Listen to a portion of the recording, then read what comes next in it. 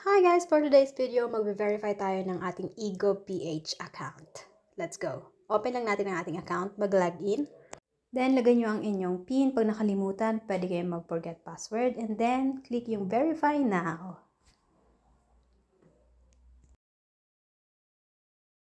Then next, lagay natin ang ating mga personal information. Siguraduhin ang number na ilalagay ninyo is active para makareceive ito ng code galing sa EGOV.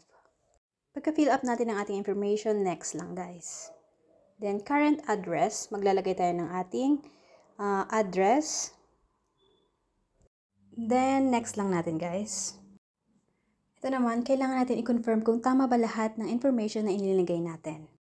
Then, take selfie.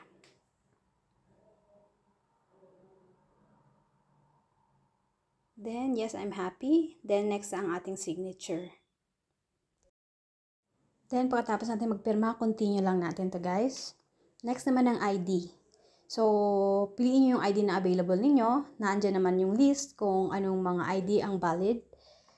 And then, iscan lang ang ID. And then, your account is now being reviewed. Mag-iintay tayo ng 7 days. At magme-message sa atin ang EGOV kung tayo ba ay verify na. Yun lamang guys. Thank you. Bye.